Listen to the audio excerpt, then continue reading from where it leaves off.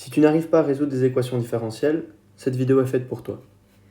Dans un premier temps, on va voir les différentes caractéristiques que présentent ces équations, et dans un second temps, on verra un arbre de décision qui, à partir de ces caractéristiques et de simples questions, permettront de définir quelle méthode de résolution adéquate on va utiliser. Une équation différentielle, c'est simplement une équation où l'inconnu, c'est la fonction. On peut voir un tel exemple ici, où le but, c'est de trouver la fonction y qui dépend d'une variable t, telle qu'on a cette équation qui fait intervenir les dérivées successives de la fonction y. On peut y ajouter des conditions initiales. Ces équations sont utilisées dans de multiples domaines. On peut citer la physique, l'ingénierie, l'économie, la biologie, etc. L'exemple le plus courant et le plus intuitif est la propagation de la température au sein d'une pièce. Ici, on peut imaginer une pièce carrée avec un radiateur au milieu. Et la question qu'on se pose, c'est comment la température va se propager dans l'espace et à travers le temps. Et ce phénomène physique est modélisé par une équation différentielle. Ces équations peuvent être soit ordinaires, soit partielles. La différence entre les deux, c'est le nombre de variables dont va dépendre la fonction. Pour une équation différentielle ordinaire, on va avoir une seule variable. Si l'équation est partielle, on va en avoir plus qu'une. Donc 2, 3, 4, etc. Pour définir si une équation est linéaire ou non, il suffit de regarder les termes en y. Il y a une petite liste, ici, elle n'est pas exhaustive, mais voilà. Si on a un exponentiel de y, c'est pas linéaire. Si on a une fonction trigonométrique avec un y dedans, ce n'est pas linéaire non plus. Une multiplication de plusieurs y non plus, et un carré ou un exposant, ça ne fonctionne pas non plus. Donc, on peut voir que ici, le problème vient du cosinus, ici vient de la multiplication, et là de l'exponentielle. Juste ici, on peut voir une équation différentielle qui est linéaire.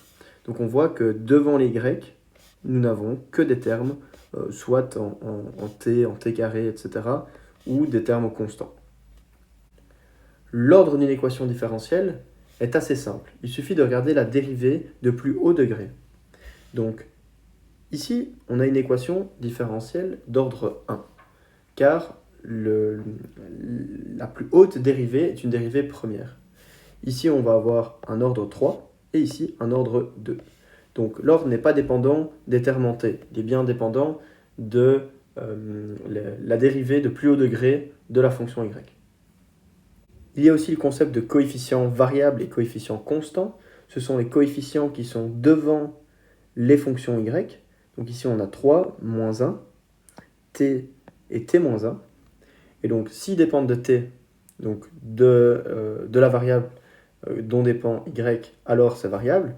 Si on a juste des coefficients constants, ben c'est constant. Dernier concept important, c'est l'homogénéité. On va mettre tous les y d'un côté et tout le reste de l'autre. Donc ici, on peut voir qu'on a y' plus 2y égale t carré plus 1. Et on voit que là, on a quelque chose de non nul, donc non homogène. Dans cet exemple, on va avoir y' plus 2y égale 0.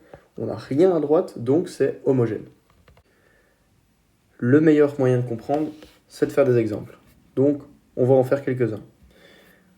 Regardons la première équation. On peut voir que cette dernière est linéaire, car on n'a pas de multiplication, ni de cosinus, de sinus, etc. On va avoir un ordre 2, car on a une dérivée seconde au maximum. Les coefficients sont constants. On a un type ordinaire, car on dépend que d'une seule variable, x. Et ce n'est pas homogène, car on a un terme qui est différent de 0 tout à droite. Pour la suivante, on a également linéaire, d'ordre 2, coefficient constant, type ordinaire, et on a une équation homogène car on a 0. Alors pour celle-ci, elle est toujours linéaire. On peut voir qu'il y a une multiplication, mais ce n'est pas 2y qui sont multipliés. Ça va être des termes en x carré, donc des déterminant x carré ou déterminant x, qui sont en fait des coefficients variables. Donc en fait, ici, ce sera variable, mais c'est bien linéaire. L'ordre est de 2, car on va avoir une dérivée seconde, un type ordinaire et une équation non homogène à cause du x carré. Pour celle-ci, on n'est pas linéaire, car on a un sinus de y. L'ordre est de 2, les coefficients sont variables, car quand c'est non linéaire, en fait, on considère que les coefficients ne sont pas constants, surtout qu'avec le sinus, ça va faire varier le y. Le type est ordinaire, et on a une équation qui est non homogène. Pour celle-ci, on va avoir une équation linéaire de termes d'ordre 3, coefficients qui sont variables à cause du 2t, et type ordinaire. L'équation est homogène car on a un 0 tout à droite. Pour le dernier exemple, on a une équation qui est non linéaire à cause de la multiplication de 2y, un ordre 2, des coefficients qui sont variables, un type ordinaire et une équation qui est homogène. Maintenant que l'on sait identifier les caractéristiques d'une équation différentielle, il faut maintenant choisir quelle méthode de résolution on va devoir utiliser. Dans cet arbre de décision, je me suis basé sur le fait que l'on démarre sur une EDO linéaire. Alors pourquoi est-ce qu'elle doit être ordinaire et linéaire? Tout simplement car on apprend à l'école les équations différentielles ordinaires avant les partiels et on apprend les linéaires car de toute façon on a besoin de méthodes numériques pour résoudre des équations non linéaires. Donc partons d'une EDO linéaire.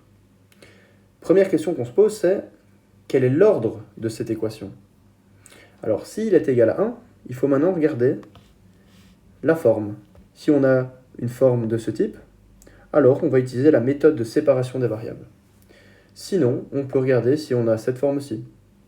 Si oui, on utilisera la méthode du facteur intégrant. Sinon, on rentre dans des techniques un petit peu plus avancées que vous n'avez sûrement pas besoin. Si l'ordre est supérieur à 1, alors là, il faut regarder les coefficients. Est-ce qu'ils sont variables ou est-ce qu'ils sont constants? S'ils sont constants, on peut utiliser le principe de superposition. Et à l'inverse, s'ils sont variables, alors là encore, une fois, on va rentrer dans des techniques plus avancées dont vous n'avez sûrement pas besoin. En addition de tout ça, j'aimerais bien vous faire part de quelque chose. Une équation différentielle ordinaire linéaire à coefficient constant pourra toujours être résolue grâce au principe de superposition. Dans les capsules vidéo suivantes, on verra en détail quelles sont ces fameuses méthodes de résolution dont je vous parle ici.